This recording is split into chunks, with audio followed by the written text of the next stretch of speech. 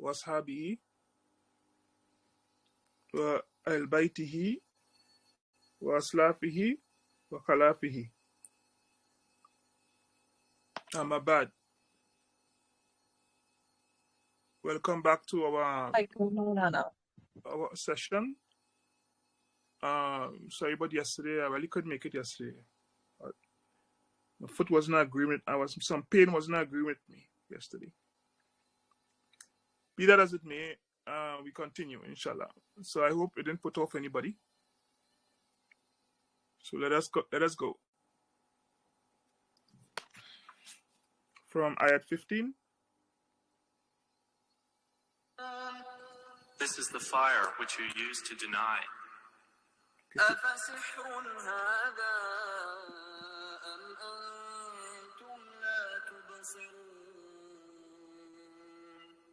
Then is this magic, or do you not see?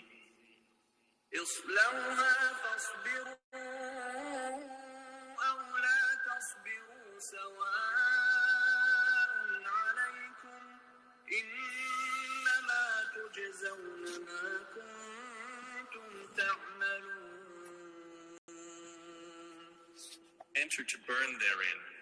Then be patient or impatient. It is all the same for you. You are only being recompensed for what you used to do.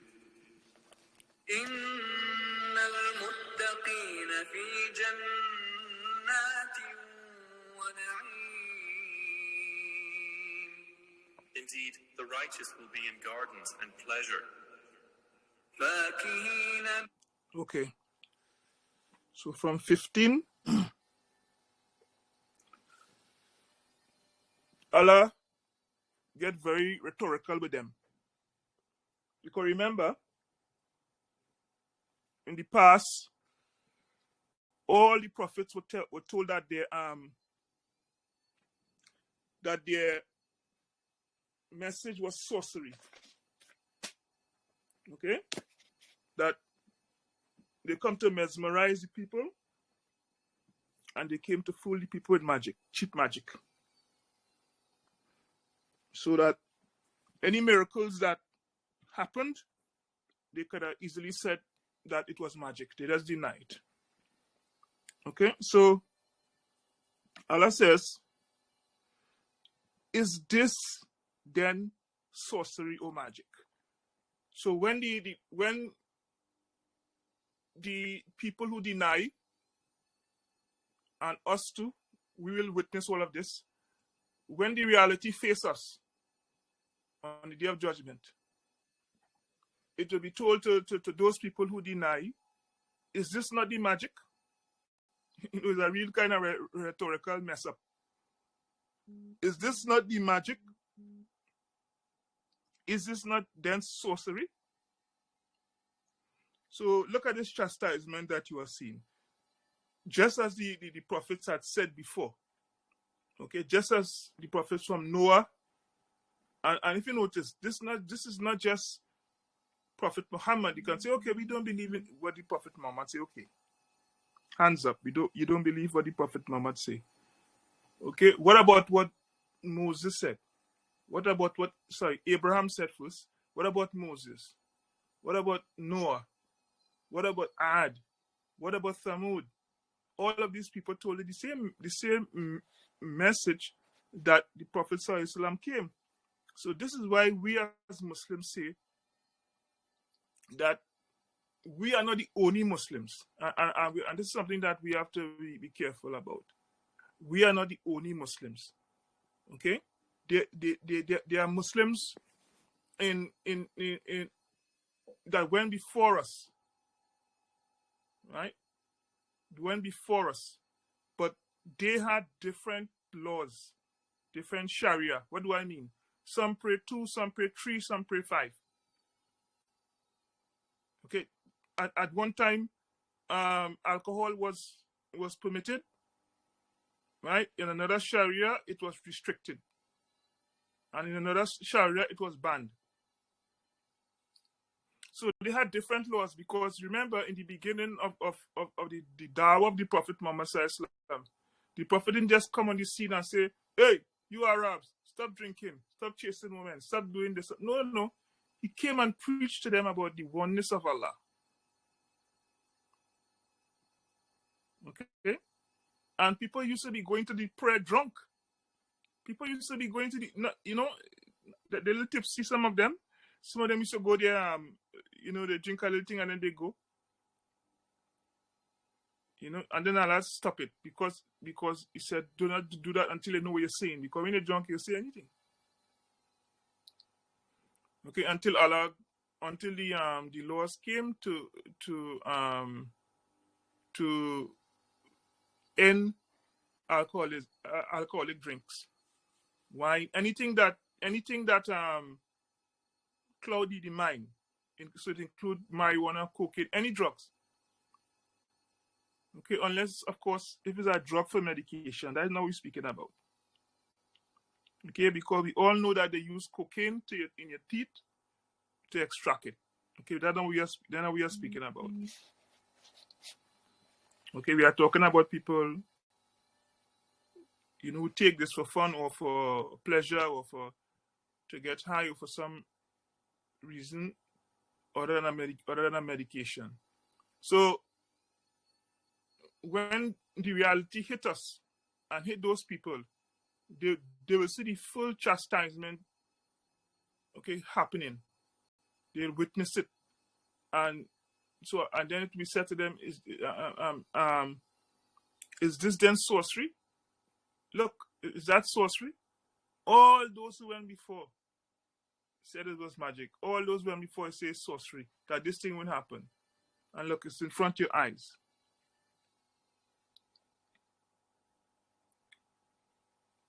And of course, the people who are seeing that will not be able to answer. Okay, so it is said to them, or is it that you cannot see? You know, so you tell somebody, look, all the prophets spoke the truth. Look at what's happening. You're seeing it by yourself now. People stupefied, they cannot speak. And then it will be said to them, oh, so you all cannot see. Okay, so you ain't seen it, then you all cannot see. These are very highly rhetorical and argumentative verse. You know, where Allah is showing the discussion, you know, that will go on between the people and the angelic beings, you know, and as they see the punishment manifest before them. And then the other verse, 16. Burning it. You know, burning it. Let me say another translation. Same thing, burning it. Burn in it. And whether you endure it, you know, so it was told to them, burning it, the guardians of hell will be telling them, burning it. And whether you are able to take it, whether you are able to endure it. You know, that's why some people today, the way they behave, you know, especially the people who oppress people, you know, killing people wantonly, you know, doing all these corruption, raping people, doing all these things as if they will never be brought on an account. They will never have to give account to Allah for what they did. So in another part of the Quran, it says, what bravery do they show for the fire? So in this world, the way they behave in, you know, it is said that, like, what bravery you are showing for the fire, because one day this thing will catch up with you. So you're brave now. So on this day now, they will say, or burning the fire, or if you can endure it, if you can take it, or whether you cannot take it. Okay? So whether you can take it or you cannot take it.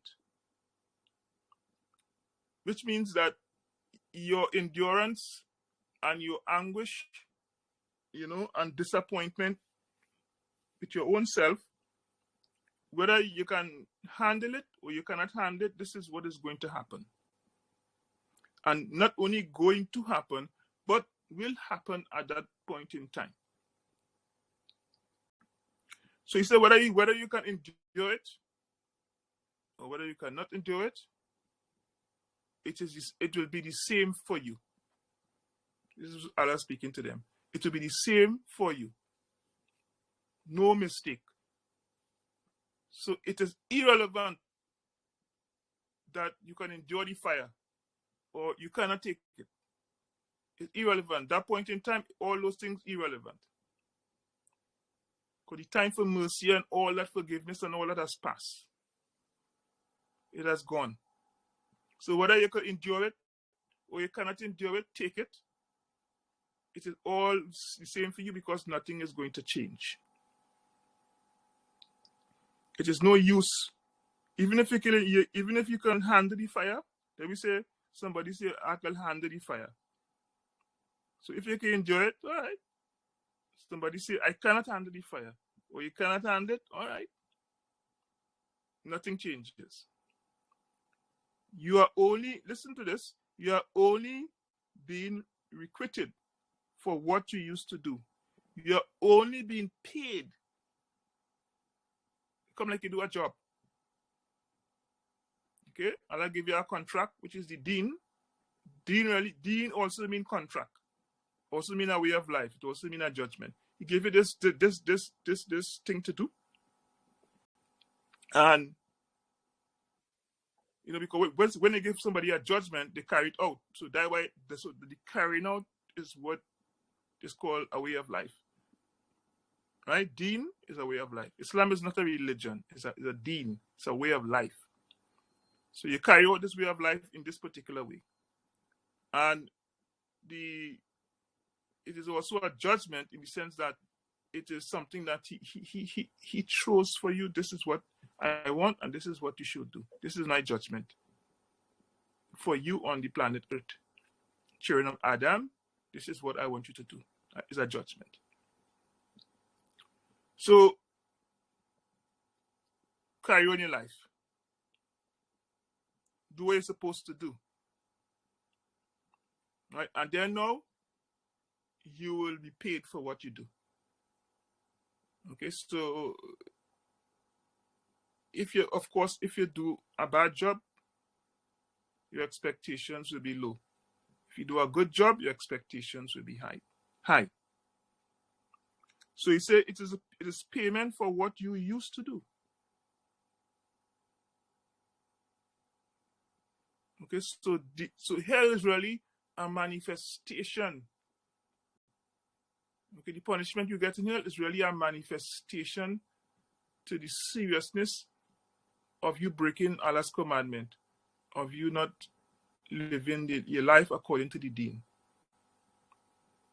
Okay, it's just a manifestation.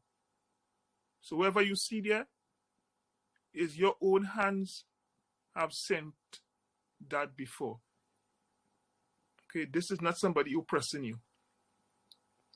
This is not Allah being angry with you. I mean, not angry, but being wicked with you. Okay, this is the result of what you have earned. Here it is. In the same way, the paradise or the heavens, the Jannah, is what you have earned. Here it is. But one good thing about the paradise, it says that nobody enters. The Prophet Muhammad said nobody will enter paradise except by the mercy of Allah. Right? So that you will be paid for what you do, and you'll be given mercy to enter the paradise. Because many times you might do things and it's tainted. Okay, you might give somebody charity, right? And some little whispering come into your brains. This man always asking me for something, or this woman always asking me for something. You might give them the charity, but then something might come to your brains, right? So that would the mercy of Allah come in sometime. The mercy of Allah come and cover you, so you still get what you earn for the good deed. But if Allah really took it to task, point by point, grain by grain, You will be put into the hell. So he covers it with mercy. So all the shortcomings, he covered with mercy. Now the action is for paradise. But if you go to take it piece by piece, you're in trouble. If you go to take it piece by piece, you are in trouble. Indeed. So our teachers told us that Bismillah ar-Rahman ar-Rahim. Rahman is mercy. And Rahim also comes from the same word Rahman. Means compassionate and merciful. Both of them. You know, we used to say a long time, most compassionate, most merciful. You know, it just Rahim is just more mercy than Rahman.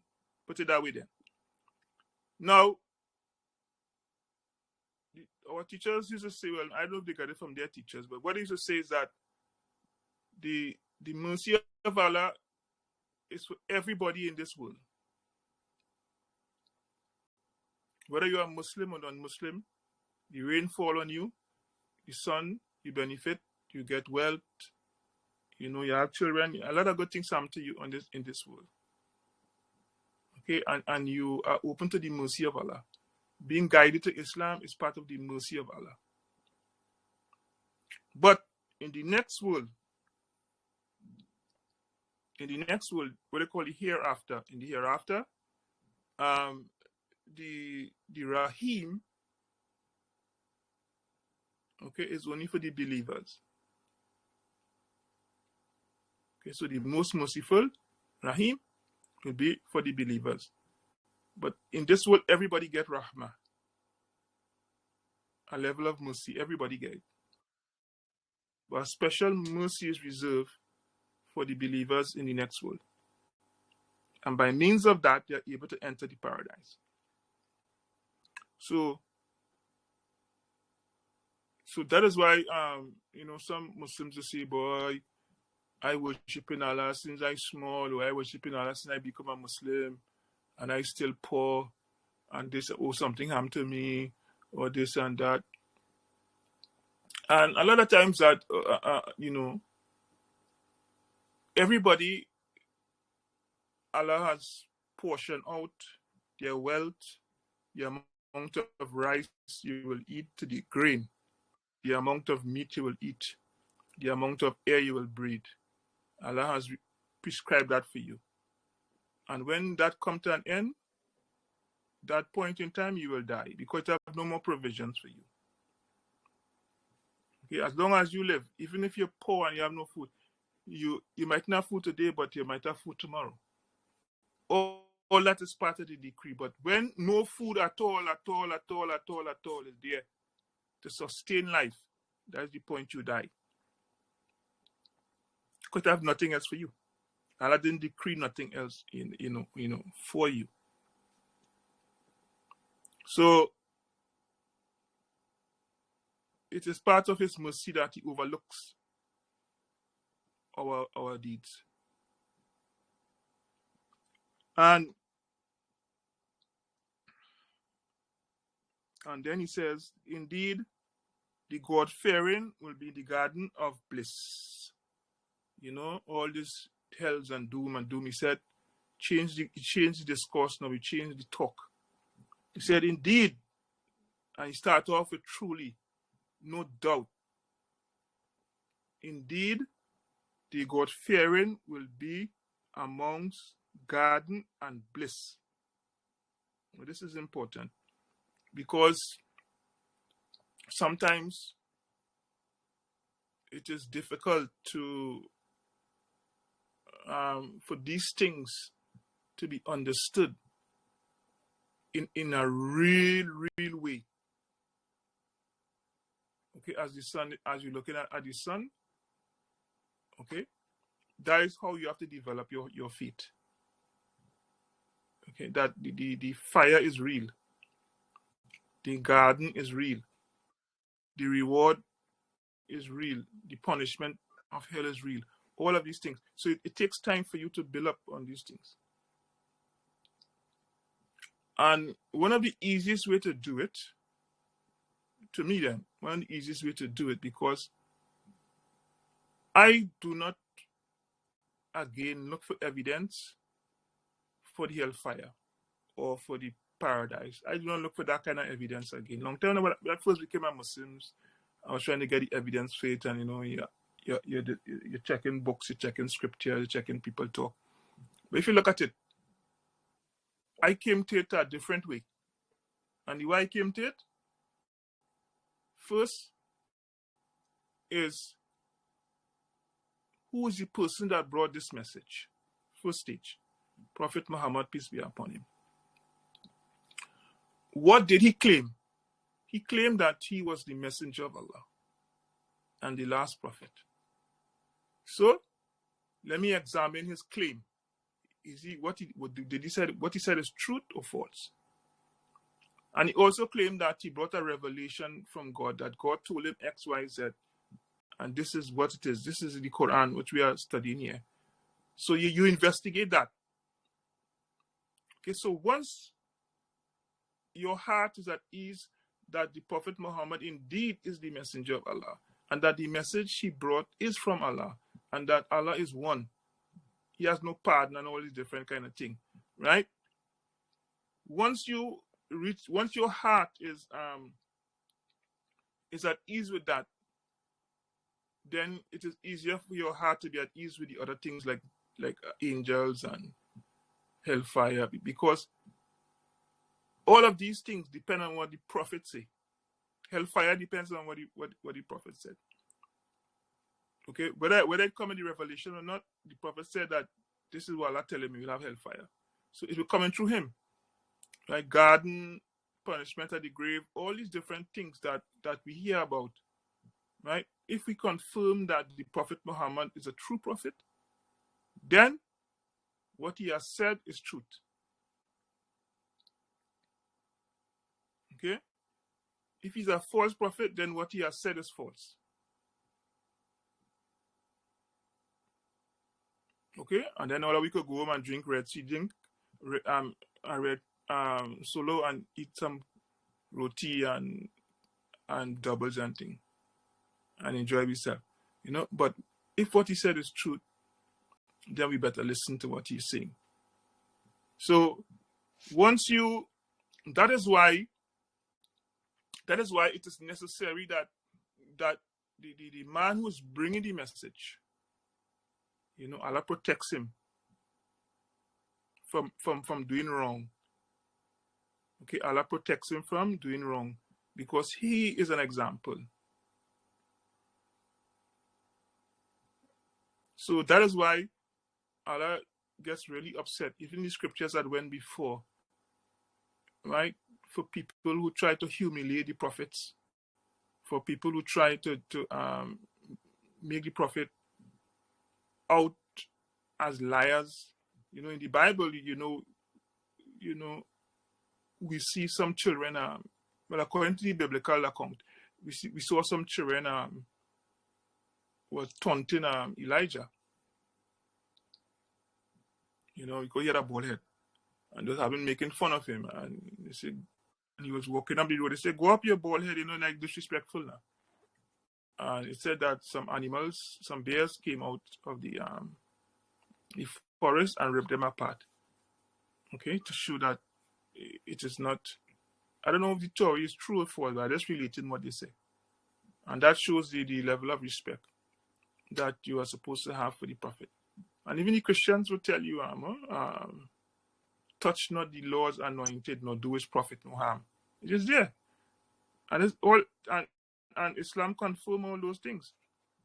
Right? Leave alone the person that Allah sent, the prophets. But people just take that to mean themselves. They are the anointed one, which means they are the Messiah. They're all anointed man means.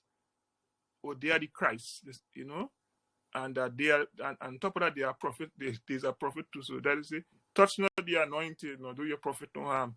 And they attribute those characteristics to themselves. But then they're not a anointed one, and no other prophets.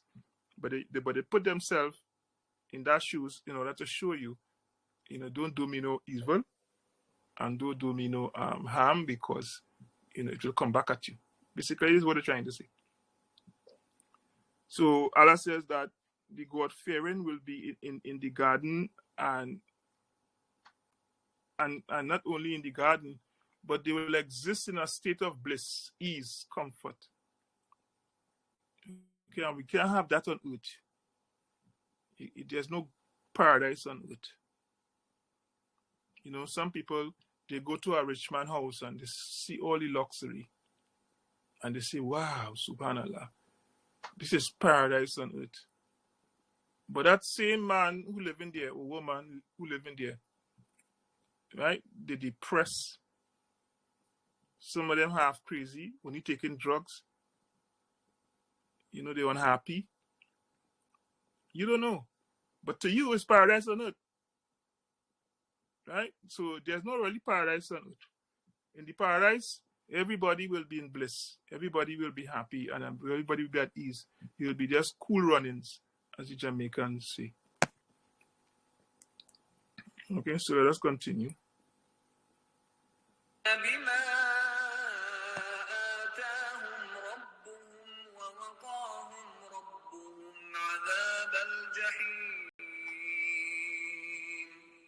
Enjoying what their Lord has given them, and their Lord protected them from the punishment of hellfire.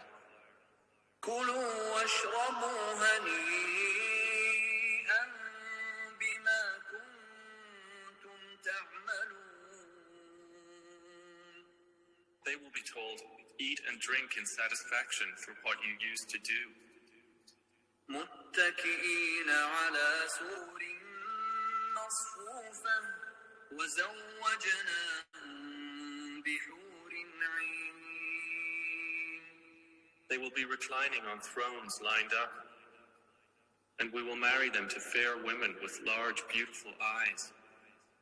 والذين آمنوا واتبعتهم ذريتهم بإيمان ألحقنا بهم ذريتهم وما ألتناهم من عملهم من شيء كل امرئ بما كسب رهين.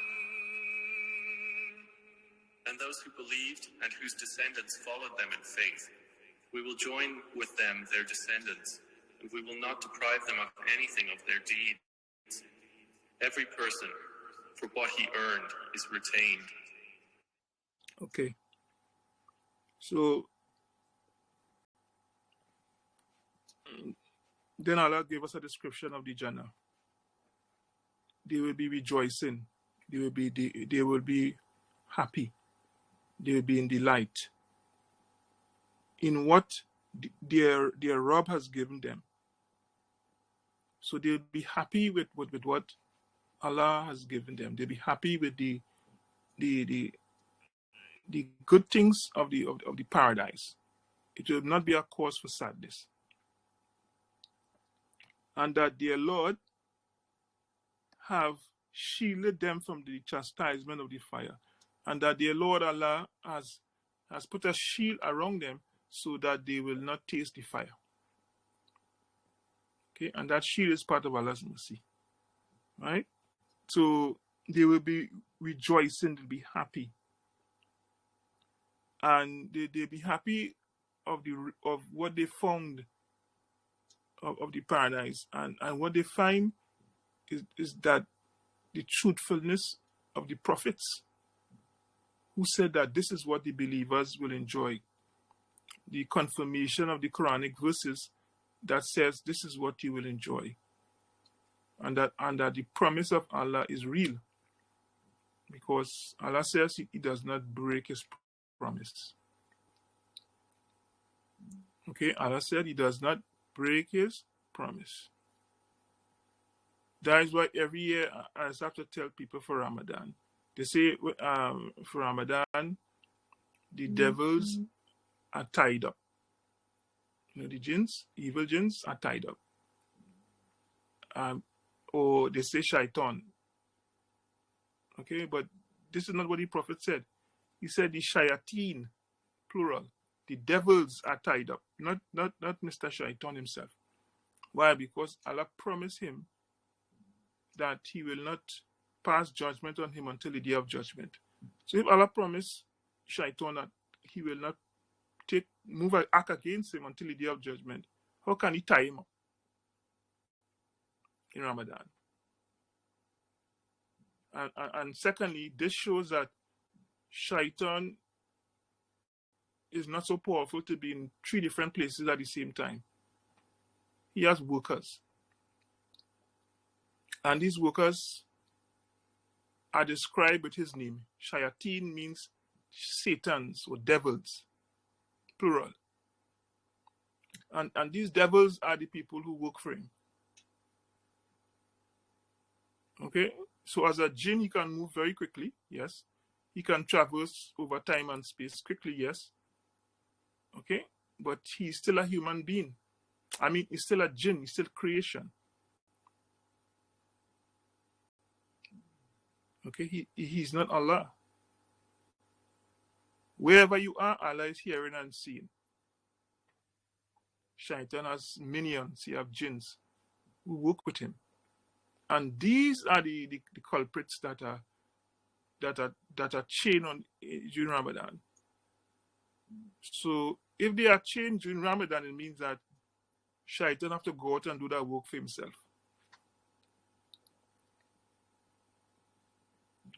So if you're doing really bad things during the fasting month, then you have to check yourself. Which means you have some shaitanic qualities that you have to deal with. Okay, so Shaitan is his reach, his influence is reduced in this month because his workers are tied up. They weren't able to come to work for this Ramadan. You know, they will come out after Ramadan. And he says that eat and drink in full enjoyment. Eat and drink in full enjoyment in the paradise.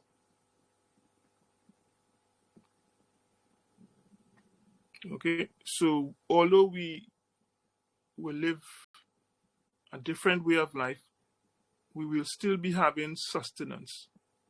Because we're not God. We're not Allah. We'll be still eating and drinking. Okay? Although we will live quote unquote forever, you know, but we still be eating sustenance. We will still have sustenance because we're not Allah subhanahu wa ta'ala. Okay? So eat and drink in full enjoyment.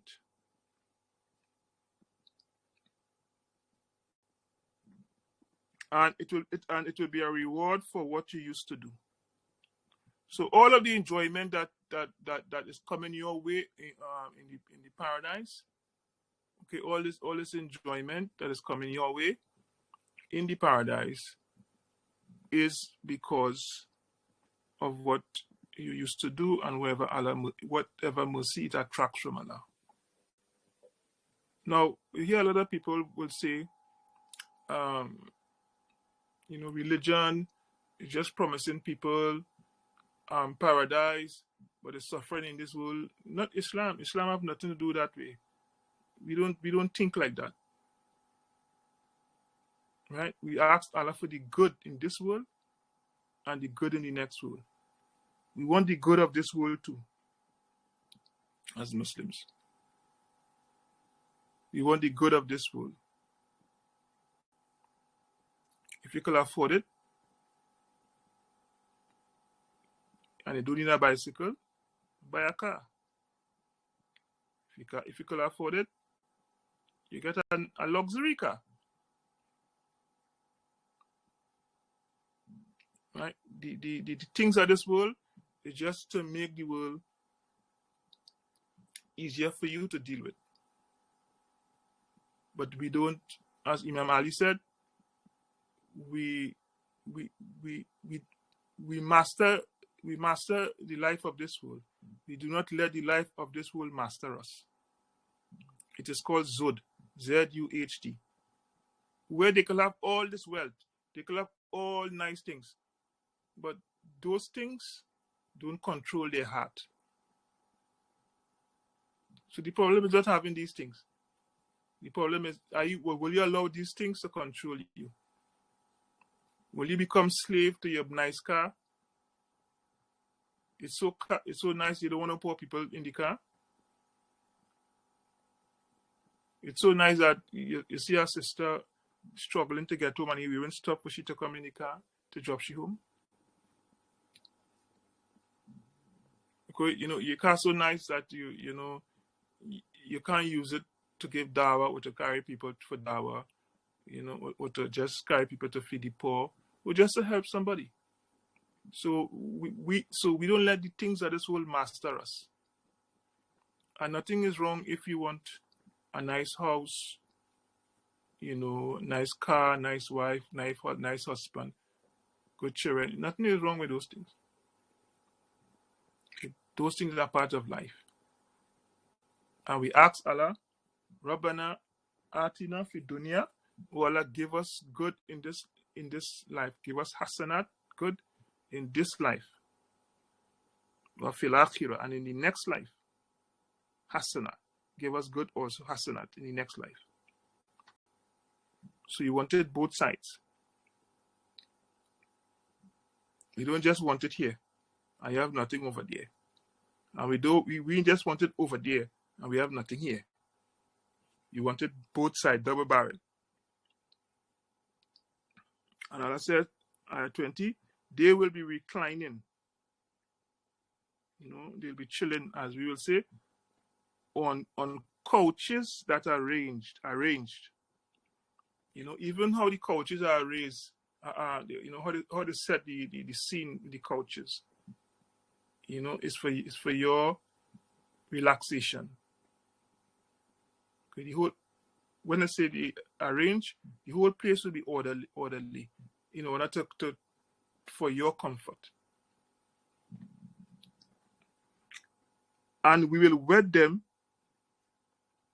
right? Or we will couple them to beautiful huris. He translated just specifically to women, but we know Allah said, another part of the Quran is mentioned that they will have companions. So the woman, it is highly possible. One of my teachers said that these companions for women, just as the men will have companions. Okay, so these companions are part of the paradise. You will neither be old or young. Okay, you will neither be old person, nor will you be a young person. You'll be in the peak of health, and you will have companions in the paradise. You have company.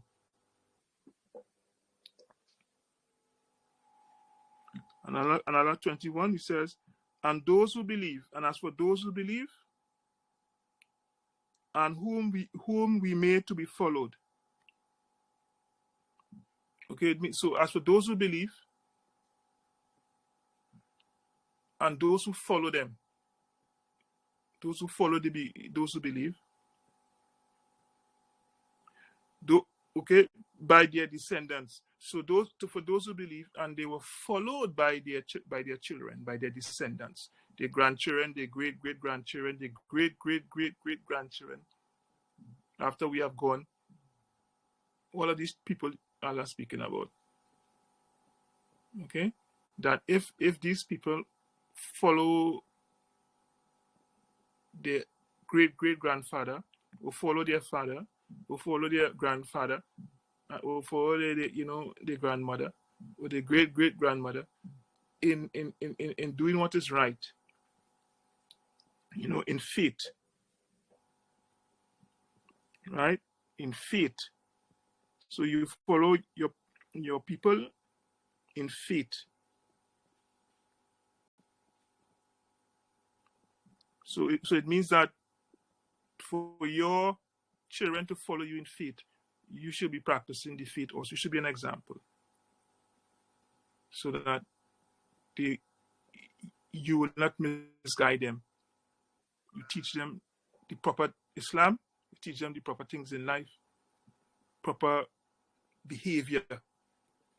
And he says that these people will be an example, and then your children take it up. And their children take it up. And it'll go on and on. We will make their descendants join them. Okay, so your descendants, you might be able to see your great-great-grandson, your great-great-granddaughter, your immediate daughter, you know. So Allah will make them join you in the Jannah. Okay? Remember, it says for those who followed the examples of their parents. You know, not just because they're my parent. Okay? You have to have agency, you have to follow your parents. And this is a blessing, because every one of us, I'm sure, would like to see their family, even if you have a non-Muslim mother, you would like to see Allah give them guidance and all of you all enter the paradise together. You know, but that is left to Allah, you know. He's the one who decides who is Muslim and who is not. So, and you would like to see that you become Muslim and your children, who are born into Islam, also follow you. I know I've met parents who are not, concerned about whether their children will follow Islam or not. All parents have a concern. Okay, have a concern. So it's a blessing. That's one of the blessing of paradise, and it shows the merits of family and the importance of family life. And we will not deprive them of anything of their deeds.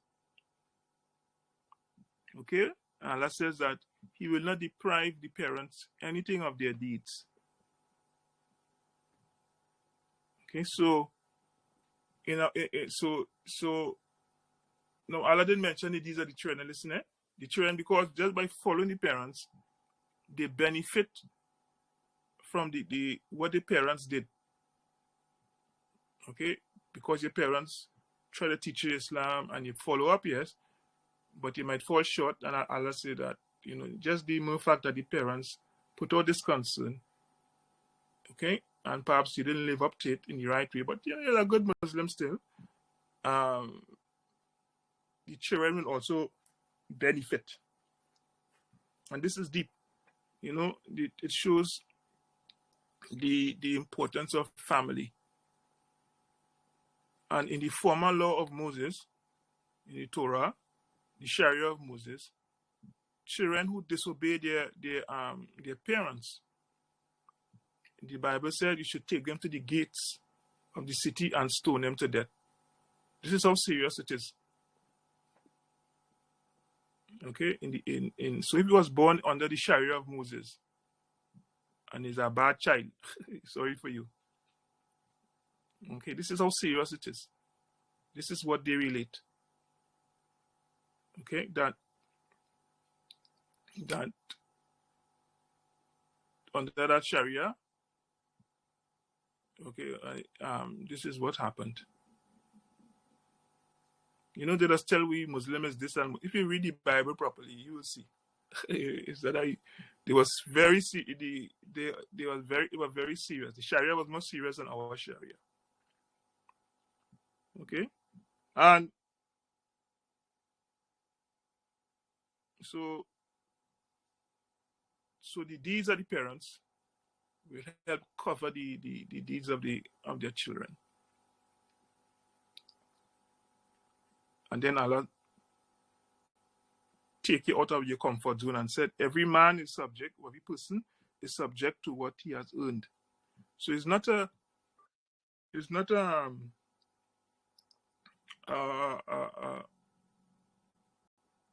not it's not something that you say not adding up. How come they benefiting from it? And no Allah say that every man have his own. Every man will have what he earn, and woman will have what they own. Yes, that is the basic line, right? But added to that, Allah speaking about one of the blessings is that because the parents expend a lot of energy in trying to guide the children, that energy or that deed is blessed, and it will benefit the children in the next life. So he's telling you at the point, follow your parents, you'll have some reward for it. But don't feel you go just easy into paradise. You call it salad your parents do, all it maktab they send you to, or all the magic they bring you to Juma, everything. Do just feel like you ain't gonna do nothing, you go just waltz in, my father was the imam.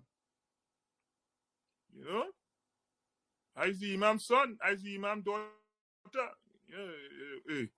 Open the gate. You might be embarrassed. Okay, you might be embarrassed. I is the Maulana daughter, I is this one daughter, I is the Sheikh daughter. I is the descendant of the Prophet Sallallahu Alaihi Wasallam. And that way the Prophet told Fatima, his daughter, who he loved, see, I can't help you when it comes. If you have to give a judgment and you're wrong, he can't help you. He have to rule against you. Okay? So what he's showing you that, you have to come up, you have to do your part. Because if it come to me for judgment, I will enact the judgment against you, whether you're my daughter or not. Okay? So you have to be careful on these things.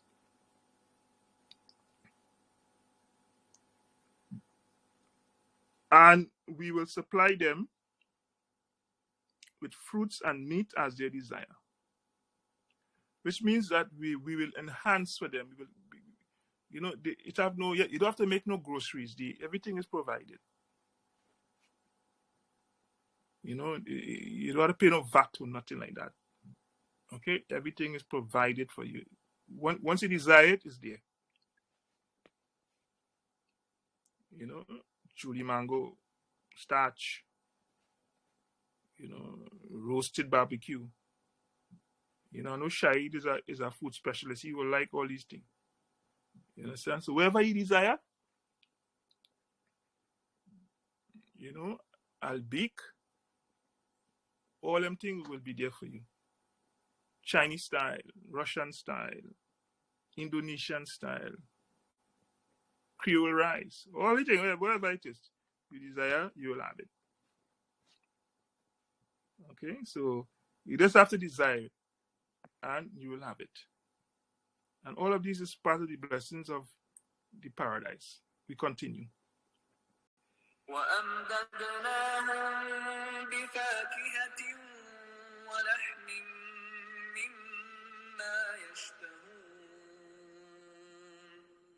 And we will provide them with fruit and meat from whatever they desire. يتنازعون فيها كأسا لا لغو فيها ولا تأثيم. They will exchange with one another a cup of wine, wherein results no ill speech or commission of sin. ويطوف عليهم غلمان لهم كأنهم لؤلؤ مكنون. There will circulate among them servant boys especially for them, as if they were pearls well protected. Okay, so Allah said you supply them with whatever they desire. And what is interesting in this verse, even if they did not say what they wanted, whatever is conceived inside their breast, or whatever is conceived in their minds or their hearts, even though they didn't express it, it will happen. It will be there for them. So you just have to think about a starch mango and it will be there.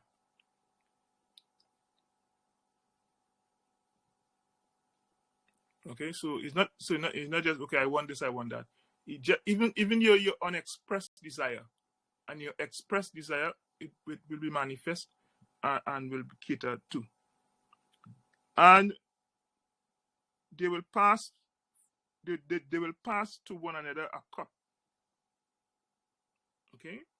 Within that is a drink that is, well, he said within the cup there's no vain talk. This is how our Arabic is. They associate, okay, for example, if you live in a place, the Arabs will associate the house with you. So this is something that they do, and you find it in the Quran too a lot. So Allah said that they pass around a cup, and in that cup there'll be no vain talk, right? Which means that in another place he told us what is in the cup, but not in this surah. So he's talking about wine. In the Jannah there'll be a wine, but with this wine there's no vain talk. When you get drunk, you talk stupidness. So in this wine that you're drinking, as in this cup, there is no drunkenness, no heaviness, no, you won't get high then. All it is wine. People just talk mess when they get drunk. Okay, so there's no vain talk. You don't talk no stupidness. So the wine is pleasurable. But in another part of the Quran, he described the wine too. He said that there's no headiness. You will not get high from the wine. And what is interesting is that you're passing around the cup now. I know if you all know that when it was reciting that, it just came to my mind. There's a song called "Pass the Dutchie" on the right hand side. Dutchie is when people sit down to smoke marijuana. They say pass the Dutchie on the right hand side. It'll go lick. So we passing the cast, the cup on the right hand side. But we ain't getting high. It ain't licking like that, and we getting high. So we pass to one another, and that's why you see people who live, who move together and they share that intoxicant. It shows a level of brotherhood between them. That they don't smoke all the weed by themselves. They pass it around. And in a similar way in the Jannah, it will have people.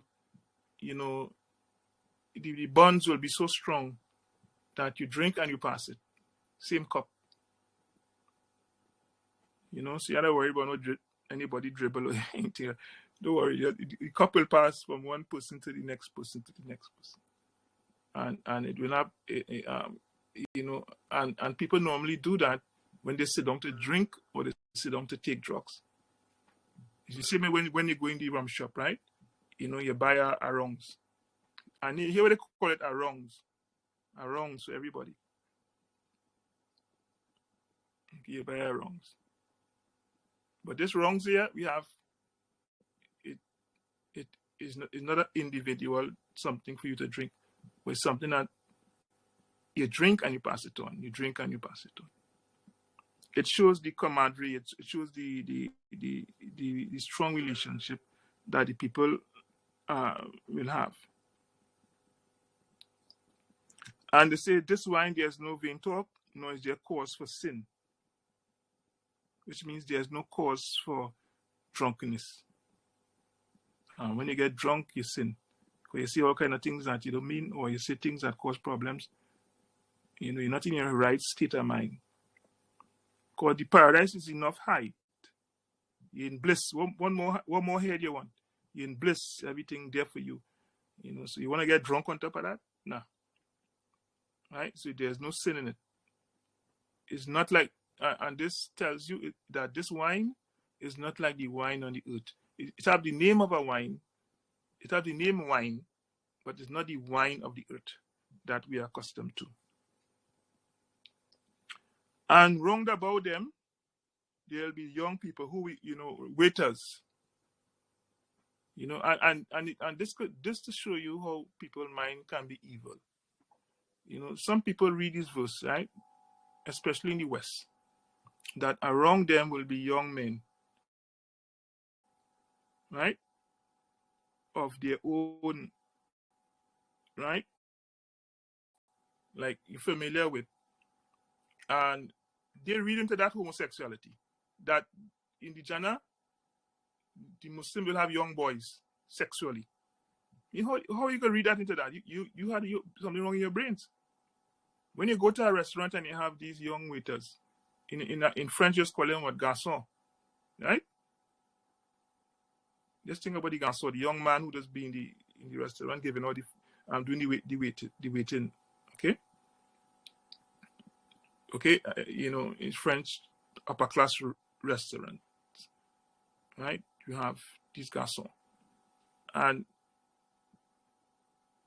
they cater to you, they wrong about you, of your own, which means that, okay, if you go into a restaurant, every waiter will have a table. There is his table, he's taking care of those people on that table. So that will say that they will have these servants and of their own. So nobody can call in your garçon to do something and the next man call.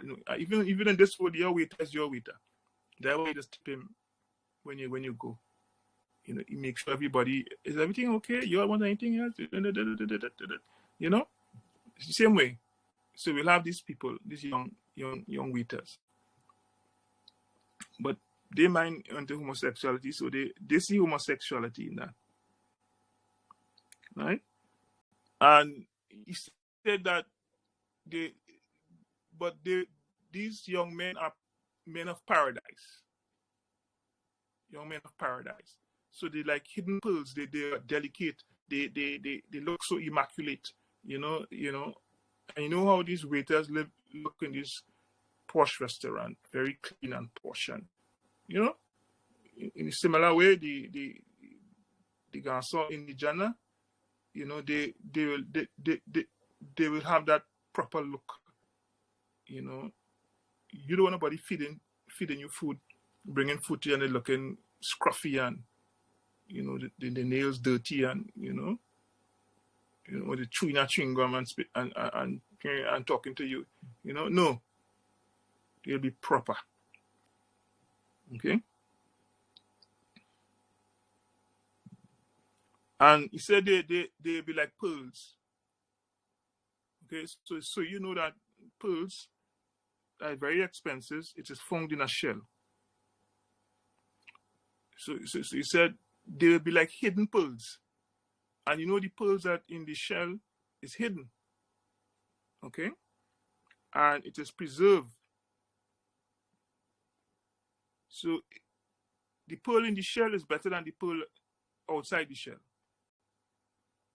Because it could get damaged, it could break, something clamp it, right? But the pearl in the shell is preserved.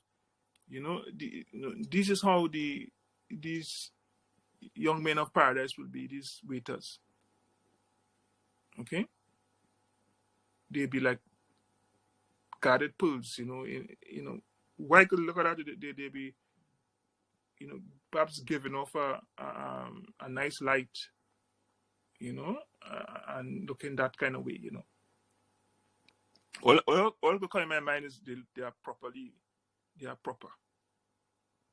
And they are valuable. Yeah. So we continue. We stop there. Any questions?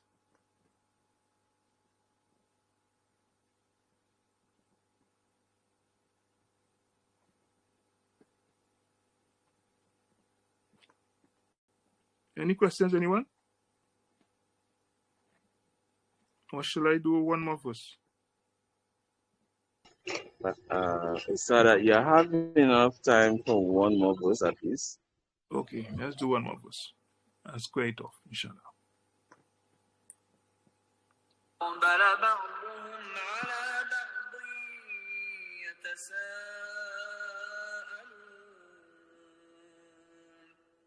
and they will approach one another, inquiring of each other. Yeah, let me do that one too. They are related.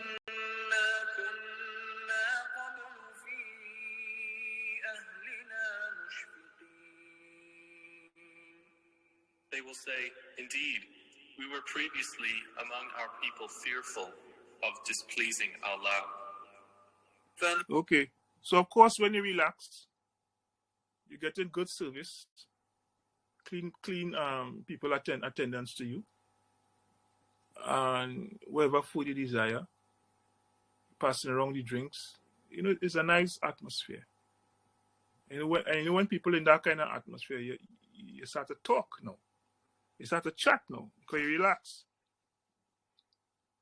So you see, and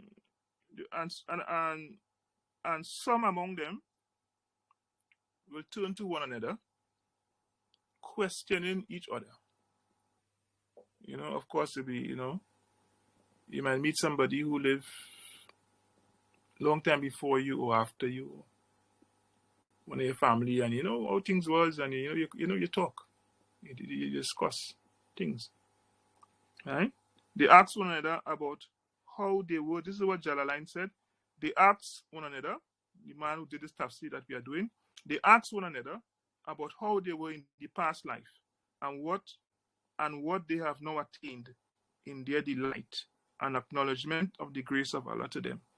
You know, so they discuss in that discussion.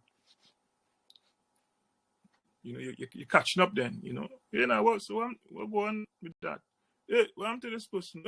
You know, here, yeah, look him over there. I know if he make it. I not seen him here.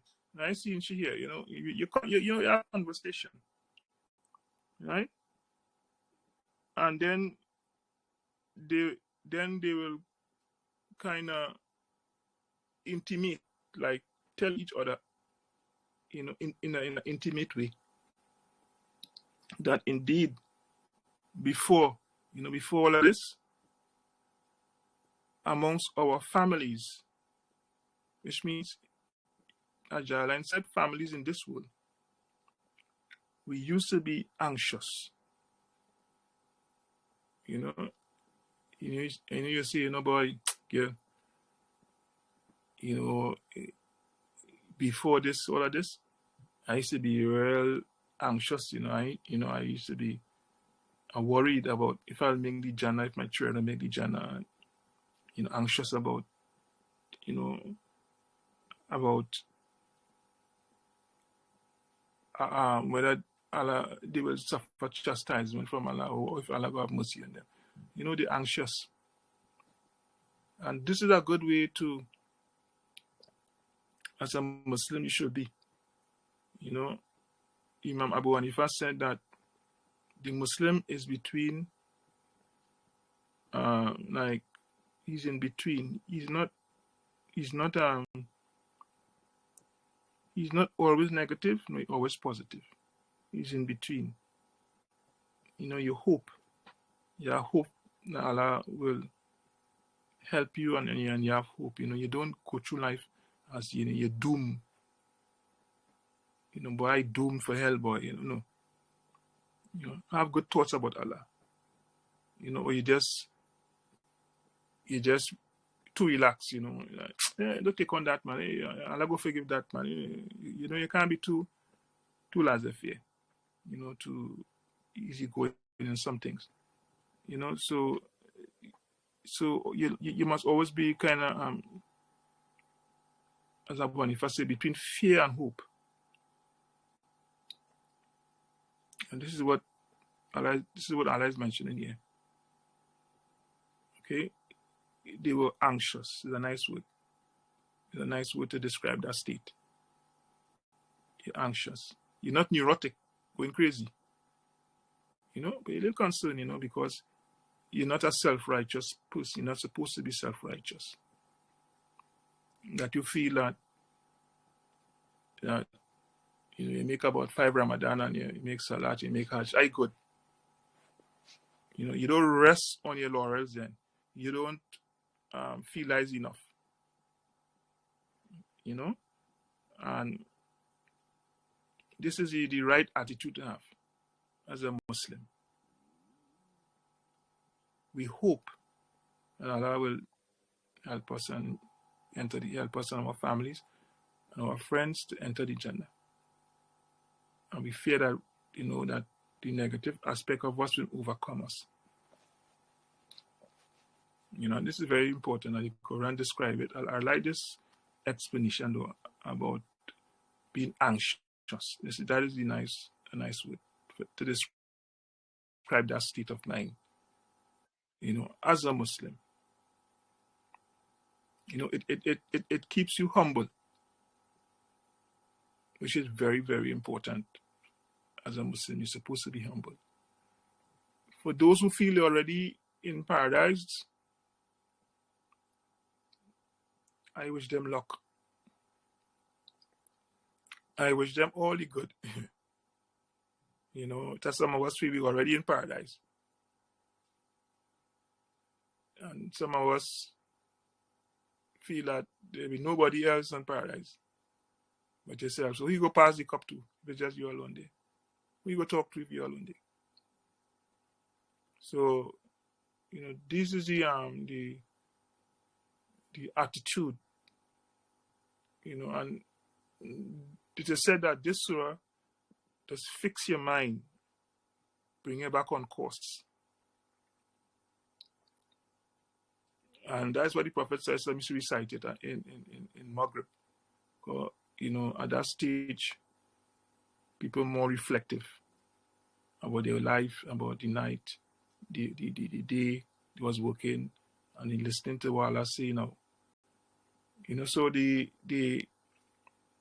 way they say this surah, it helps you to fix your attitude, fix your pride, fix your self-importance and your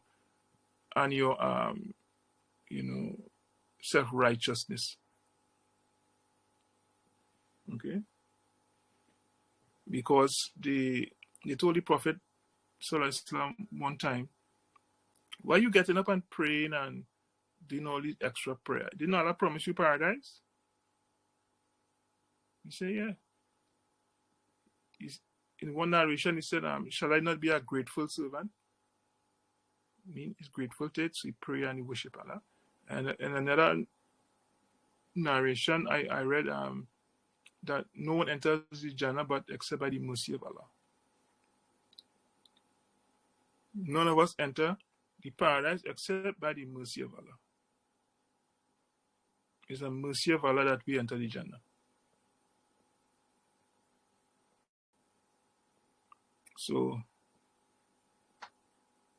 which means that which means that there will be Allah will overlook certain things. And there's a next surah to ayat, I will look for it, where Allah speak about, sometime among the Muslims, you have disputes.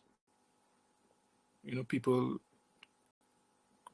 have disputes with each other, they can't live together, the blood and take that one, and that thing will remain in their hearts.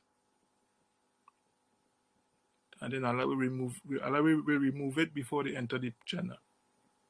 So that's why you should avoid those kind of conflicts with Muslims. Okay, if Allah decide he can go take it then, he put you in hell.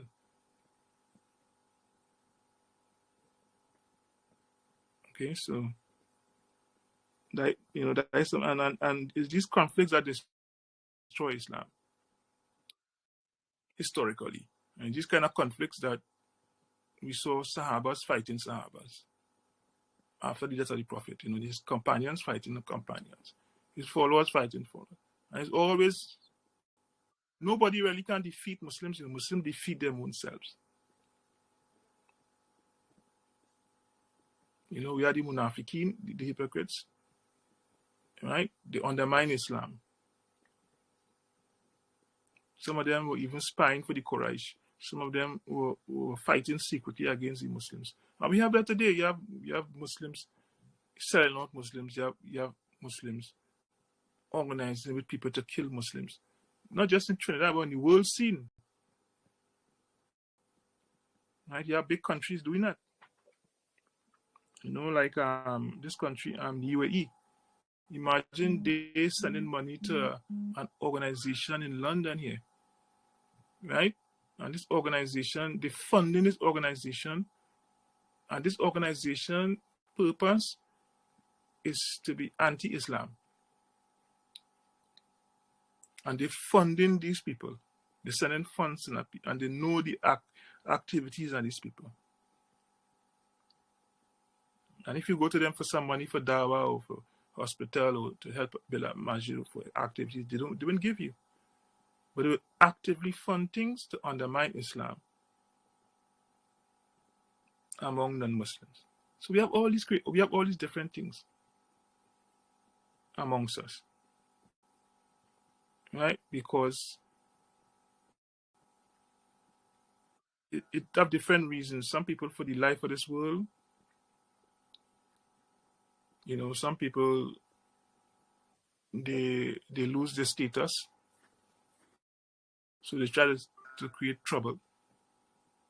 Right? So all different reasons, and it stems from they're not constantly purifying themselves. So if you're constantly purifying yourself, your head become a nest, like a bird nest for all these fitna, to come and land and lay eggs in your head. And then you're having chicks, all in, they're growing in your head and they're causing problems. Okay, inshallah. So we stop here.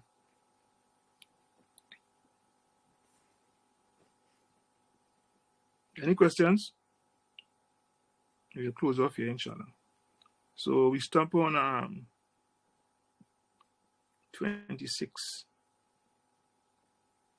Okay, ayah 26. Inshallah, tomorrow we continue. Okay, no questions? Subhanaka Allahumma bihamdik. Nashhadu an la ilaha illa ant. Nastaghfiruka wa natubu ilayk. Assalamu alaikum wa rahmatullah. Thanks for coming out. And may we all benefit from this exercise, inshallah, in this life. And let it count for us as a good deed in the next life. Because seeking knowledge is also worship. Okay, what we're doing here is worship. And if you just do tawari, there's more worship. And if you just do tahajjud, there's more worship. All this is worship. All these are voluntary things. Extra. You can't force nobody to come to this class. Just as you can't force nobody to come to Wari. Nor can you force somebody to wake up for tahajjud. All these things are voluntary. And then Allah subhanahu wa ta'ala will bless us for those voluntary actions. So if a man doesn't want to do it, or a woman doesn't want to do it, that is up to them. Leave them, that is, they don't want to do it to you. That is their choice. And we don't, as Muslims, we don't cause argumentation and dissension for things that is voluntary. Just imagine, if I want to pray 10 rakat after I pray Zuhr, why do you have anybody else? Okay? I know why I pay any 10 rakat. Okay? And it's voluntary, so we don't cause fitna with things that is voluntary. That between Allah and His servant. That between a man and a woman and their Lord. Khalas. Assalamu alaikum wa rahmatullah. See you tomorrow, inshallah. Wa alaikum salam wa rahmatullah. Wa alaikum salam.